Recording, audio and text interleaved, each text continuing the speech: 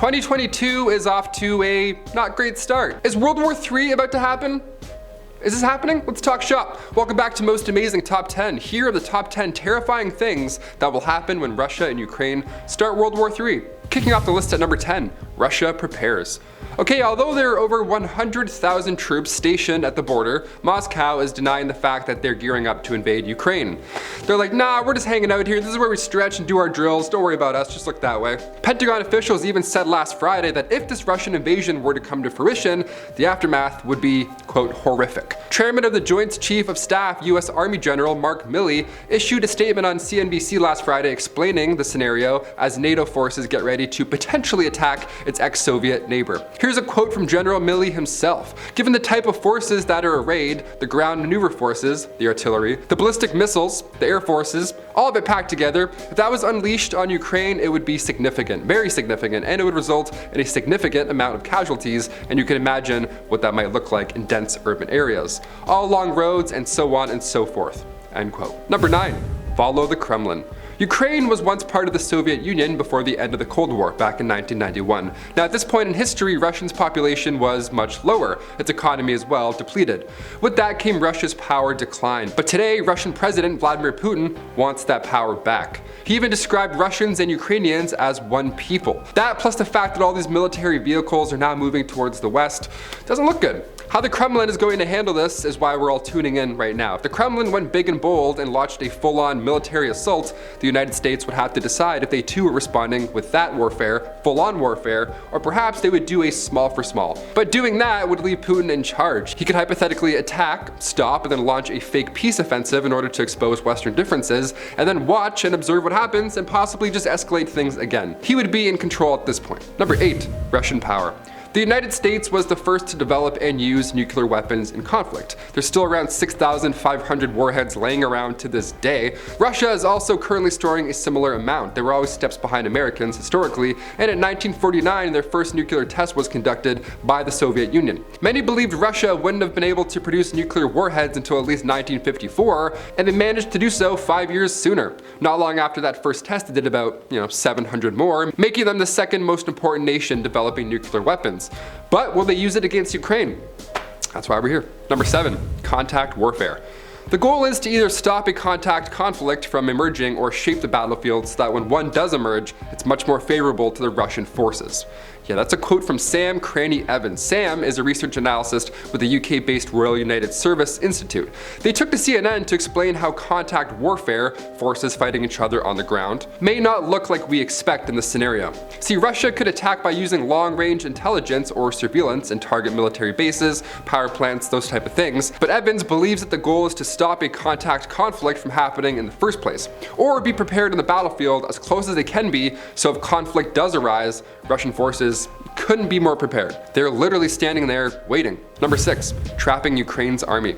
Before Russia launches this attack, realistically they would accuse Ukraine of provocation. That would be the kickoff essentially here, because at that point Putin has reason rationale for action. One of these scenarios could be to cut off Ukraine's army. At this point, a lot of Ukraine's combat forces are stationed in the eastern Donbass area. If the Kremlin decided to move their units west to the front line, military experts believe they could trap a large amount of Ukrainian troops without the need to occupy large populated cities. Scott Boston, defense analyst with the Rand Corp think tank, believes this would be the easiest way to seize weapons and equipment. Number 5, European involvement.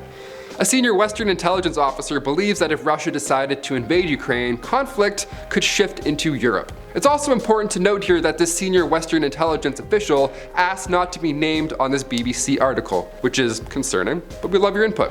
They say not to be blind to this matter and that if Russia initiated a scenario of any kind, it will also initiate action against the North Atlantic Treaty Organization.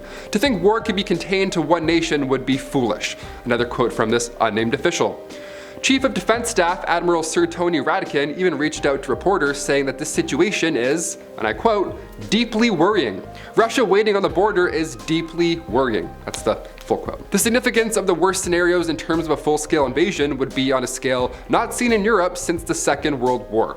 That's also another quote from Sir Tony Radakin.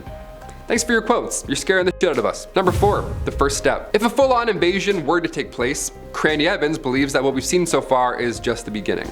During a phone call with CNBC, Evans stated that Russia has deliberately built this situation in such a way that we will know when it's an invasion force. We're gonna know. He's telling us like, hey, this is just the start, we'll really know.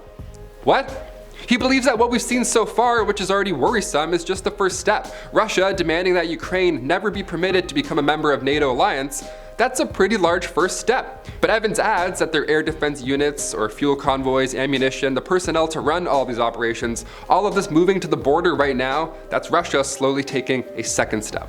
He believes there are a few more before we actually see any Russian soldiers moving through Ukrainian land. But he predicts that we'll see military standoff tactics, like cruise missile tests, cyberware attacks, positioning 100,000 troops at the border, perhaps. You know, stuff like that. Number 3, naval attacks. So we've established that on the border with Ukraine, they're stacked on land. That's the concerning part, watching all this slowly unfold. But what could happen to Ukraine ports now? According to Tara Schmoot, Ukrainian military expert in Kiev, the sea is Ukraine's weakest spot. They believe the Russians can do whatever they want in the Black Sea. Russian naval ships have control over the Sea of Azov, the small body of water, is where Ukraine's navy is currently outpowered. This would mean that important shipping channels in southeastern city ports could be blocked off by these Russian ships. This play could weaken Ukraine's economy. This is something Andriy Zagornyak, the country's former defense minister, warned us about back in June. Number 2, South operations. So while Ukraine's commercial ports were being smothered, other operations could be launched from Russia, this time in the south to occupy Crimea. Kiev shut down a canal back in 2014, and in doing so, there has been a water supply problem on the peninsula. So if Russia were to build a land bridge between Crimea and the rest of Ukraine, they could work alongside pro-Russian separatists. Number 1, other factors. This potential invasion could be affected by upcoming events, specifically non-geopolitical factors like weather changes or the Winter Olympics per se. Author and journalist Tim Marshall told CNN that if Putin were to invade, it would more than likely happen before spring. The best time to do it is winter because it's going to be a mechanized advance, and the mechanized divisions need hard frozen ground. But that's when Cranny Evans also steps in and reminds us that Russia has quite a long history of just fighting when it suits Russia. You know what I mean? They're not waiting till it's warm to throw left hooks. Doesn't matter. Armored fighting vehicles, particularly tracked ones, have generally very good mobility, even on very soft soil. And it would have to be extremely degraded before they couldn't move on it at all. Ukraine has a pretty good road system as well. End quote. Guys, those were the top 10 terrifying things that might happen when Russia and Ukraine start World War III. There might be a part 2 to this. I don't know. Stay tuned on Most Amazing Top 10 to find out. I've been your host, Taylor McWaters, and we'll see you next time. Stop fighting. Peace. U.S. Army General Mark Milley, he issued a statement on NBNC. Mark Milley? I'm gonna say Milley. It's not Miley. I said Milley, right? Yeah. Milley, yeah. The ballistic missiles? I always f up. Ballistic missiles, right? Many believe the Russia. Scott Boston, defense analyst. Scott Boston, defense analyst with the Rand Corp. It's Crop, Taylor. Scott Boston, defense analyst with the Rand Corp think tank. God damn it. Scott Boston, defense analyst. I'm gonna throw up. These words, man. I'm like, this is a hard. I'm doing like Egypt mysteries later. I'm like,